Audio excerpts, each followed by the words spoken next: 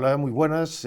Continuamos hablando con Jacobo Manuel Caridad sobre cuestiones de historia de las religiones y del zoroastrismo, pero antes estamos hablando sobre las influencias previas que existieron en la religión de los indoiranios.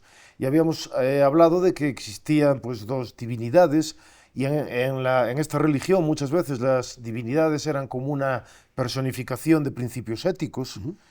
Y Correcto. dos muy importantes eran Mitra Y y Varuna. Varuna, que simbolizaban el respeto tanto a los contratos, que sería Mitra, como a los juramentos o la lealtad, que sería Varuna. Pero también aparecían, y vemos que esto es pues, una religión bastante ética, que estaban hablando sobre la importancia de mantener la palabra dada, la amistad, la lealtad, cumplir los contratos, pero por otro lado también había una tradición guerrera. Exactamente, correcto. Y entonces aparecen también algunos dioses que personifican esa tradición, que sería, por ejemplo, Indra. Entonces, ¿qué dualidad podemos encontrar en estas dos categorías de dioses? Muy bien. Sí, es muy buena pregunta porque además Indra personifica todos los valores que los indoarianos respetaban en ese momento. Cuando entran en contacto con civilizaciones que ya dominan el carro y ellos lo aprenden, da lugar a una nueva edad de héroes, por ejemplo, ¿no? Y todos estos héroes estaban en teoría realizando actos que pueden parecer vandálicos o no, o de protección incluso muchas veces también, pero se relacionaban siempre a Indra. Alrededor de Indra surge la figura también de muchos Daevas, que luego en el paso y la división de ¿Qué son los Daevas? los Devas serían, en el caso de los italianos, serían los dioses. Los ¿Vale? dioses. Exactamente. O dioses menores, pero dioses en principio, ¿no? Y los encargados serían también de mantener el asa, que antes estábamos hablando de Mitra Varuna, precisamente, cuando surge la figura de Ahura Mazda, que es el que ordena ese tipo de pactos y que se cumplan el figura de pactos. A Ahura Mazda lo que hace realmente es hacer que se cumpla también el asa, ¿no? ¿Qué es el Asha? El asa es el orden, la justicia, la rectitud. Es como un orden natural. Exactamente, es la ley natural que tiene que regir todas las cosas. Entonces tenemos un orden natural que se llama Asha, que incluye elementos no solo físicos, sino también éticos. Tenemos una divinidad que es la encargada de proteger el cumplimiento de ese orden cósmico, Correcto. que sería Ahura Mazda. Exactamente. Y luego tenemos otras divinidades que serían Menores. Devas, Sí. como Mitra y Varuna, encargadas de cumplir aspectos específicos. Exactamente. Y enfrentado al asa estaría el drujo druga, o droga, que sería precisamente todo lo contrario, la falsedad, la mentira, la injusticia. Es decir, son dos principios ya que empiezan a anticipar el dualismo que luego vamos a ver en el zoroastrismo. Y en este caso también se verá un cambio de interpretación también, pero eso lo vamos a ver después porque los daevas se van a convertir en los ajuras y a la inversa en la religión india también.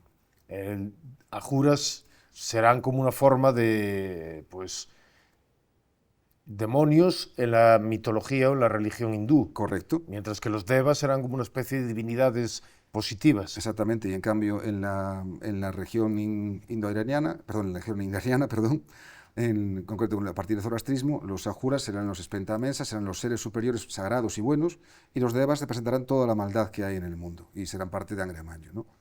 Vale, y entonces dentro de los devas, además de Mitra, Varuna y Ahura Mazda, pues también existía uno que era Indra. Indra. Y Indra era la representación de todas las virtudes guerreras. Guerrero, exactamente. Y a veces incluso pues se le representaba ebrio. Totalmente, ebrio de una sustancia particular, ¿no? En concreto, que también es un principio importante que también va a descender al resto de las religiones también, que es el soma, el aoma, el homa, dependiendo cómo queramos utilizar el término indo-iraniano, el término indio o el término avéstico también en este caso, ¿no? La homa es una bebida sagrada que a través de una serie de preparación de 3 pasos, porque el 3 es un número importante para las religiones indoiranianas también, ¿no? Se preparaba, ¿no? Con la savia de 2 plantas que no se conoce a día de hoy cuáles serían, ¿no? Esa bebida supuestamente le da propiedades mágicas o incrementaba las capacidades no solamente de los guerreros, sino también de los sacerdotes, ¿no? Y provocaba que eso era como la poción de Asterix y Obelix, yo me gusta pensar a mí que resisten contra los romanos gracias a esa poción que prepara Panoramis, ¿no? Entonces los sacerdotes preparan ese brebaje, ese ahoma, y al dárselo a los guerreros, sobre todo, porque los sacerdotes lo que hacían era mejorar sus capacidades de ritual. Es algo muy peculiar también, que no había escuchado nunca hasta la aparición de esta religión, ¿no? Y en el caso de los guerreros, les lleva incluso hasta un frenesí a veces.